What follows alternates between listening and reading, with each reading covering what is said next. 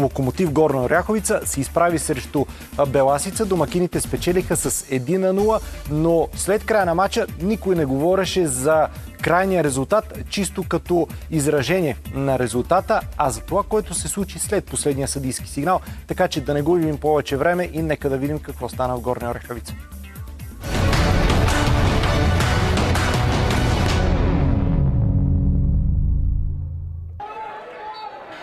С грозни сцени, нахлуване на публиката на терена и опити за саморазправа завърши матча между Локомотив Горна Оряховица и Беласица. Домакините се наложиха с 1-0 и взеха първи 3 точки, но със сигурност отново ще търпят санкции от дисциплинарната комисия на Българския футболен съюз заради инцидента. Хубавото за тях е, че благодарение на бързата намеса на охраната, на футболисти, треньори и президента на клуба Владимир Русев не се стигна до сериозни последствия. Пожара пламна след последния съдийски сигнал, но беше финал на нагнетеното напрежение през цялата среща. Мартин Тодорски от състава на гостите хвана за гърлото Мариан Иванов и започна да го блъска. В мелето се включиха футболисти и треньори, но охраната ги овладя. Рефера показа червени картони на двамата замесени, след което феновете навлязоха на терена и стигнаха почти до резервните скамейки.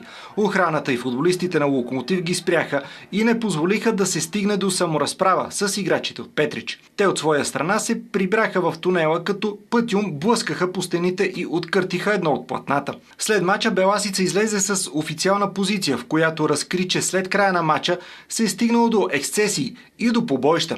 Категорични сме. Отбора ще търси правата си за всичко това, обявиха от Петричкия клуб.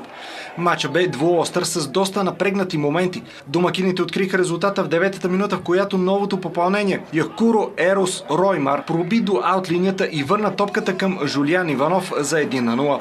Малко по-късно Панайот Пасков шутира от пеналта. В 22-та минута гостите поискаха дуспа за игра с ръка до аутлинията и от тук нататък двубоя стана доста нервен.